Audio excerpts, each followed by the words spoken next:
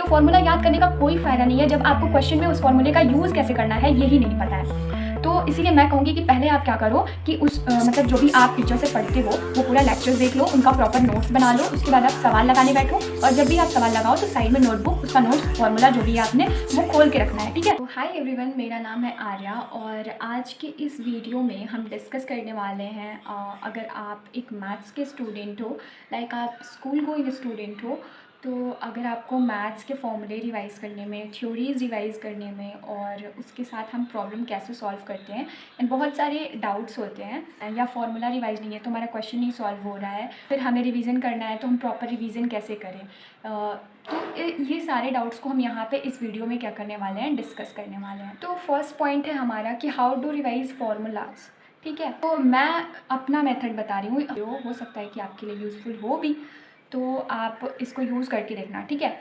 तो आपको करना क्या है कि सवाल लेके बैठना है, ठीक है।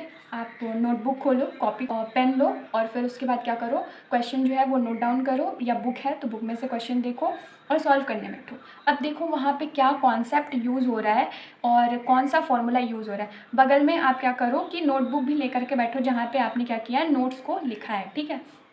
वहाँ से क्या कर सकते हो आप कि जो भी उसमें कॉन्सेप्ट यूज़ हो रहा है, जो भी वहाँ पे फार्मूलाज यूज़ हो रहे हैं, वहाँ से आप बगल से देख लो, ठीक है। कौन सा फार्मूला यूज़ हो रहा है वहाँ से देख लो और उसके बाद उस क्वेश्चन में यूज़ करके क्वेश्चन को सॉल्व करो, ठीक है, देख देख के। ऐसे आपको क्या करना है कि ऐसे आपके बहुत सारे कॉन्सेप्ट क्वेश्चन सॉल्व करते करते ही रट जाते हैं, उसको आपको अलग से बैठ करके याद करने की ज़रूरत नहीं होती है।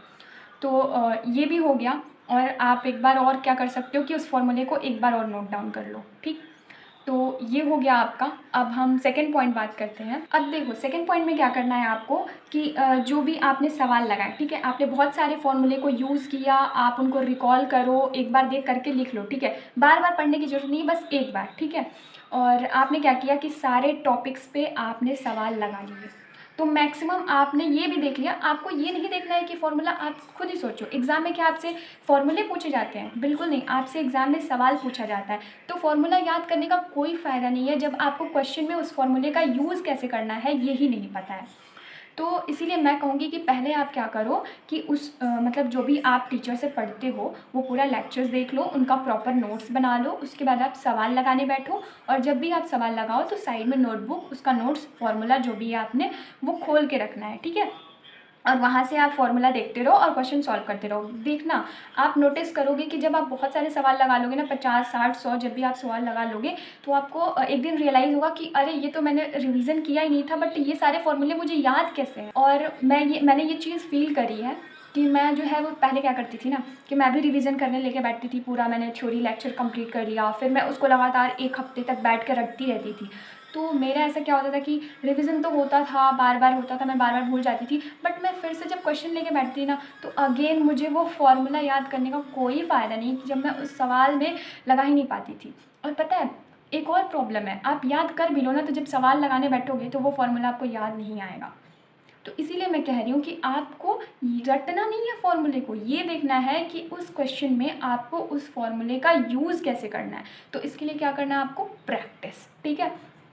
प्रैक्टिस करनी है आपको प्रॉपर कि उस सवाल में उसका कैसे इस्तेमाल किया जाता है और कैसे कैसे उसका आंसर आता है, एंड देन आप रियलाइज़ करोगे कि एग्ज़ाम में भी आपको तभी याद रहेगा जब आप सवाल लगा के गए रहोगे, वरना आपको रटा हुआ फॉर्मूला कोई याद नहीं रखना। तो ठीक है, तो ये फॉर्मूला याद करने की ट्रिक हो गई आपकी, एक तरह से ट्रिक समझ लो या ये मेरा एक्सपीरियंस समझ लो, मैंने ऐसे ही किया है एंड मुझे ये बहुत ज़्यादा हेल्पफुल लगता है आइडिया। तो मैं चाहती हूँ कि मैं शेयर करूँ इसको, हो सकता है कि ये आपके लिए भी हेल्पफुल रहे। अब फॉर्मूला आपका हो गया, थ्योरी भी आपको, ऐसे थ्योरी जो है वो आपको थोड़ा बहुत पढ़ना पड़ेगा क्योंकि थ्योरी में भी आपको समझना है बिल्कुल भी, क्योंकि ये मैथ्स की बात कर रही हूँ मैं, मैथ्स में बिल्कुल रटने की ज़रूरत नहीं है, ये मैं कहूँगी, क्योंकि मैथ्स आपको कभी भी रटना नहीं सिखाती, हर चीज़ समझना सिखाती है। तभी आप खुद सोचो, मैथ में आपको सब कुछ पहले लेट करना पड़ता है, उसके बाद फिर अब वो आपका आंसर आता है, तो बाद में क्या करते हो कि जो पहले आपने लेट किया था अब उसको भगा दोगे क्योंकि अब मेरा आंसर आ गया, अब तुम्हारी ज़रूरत नहीं है, ठीक है।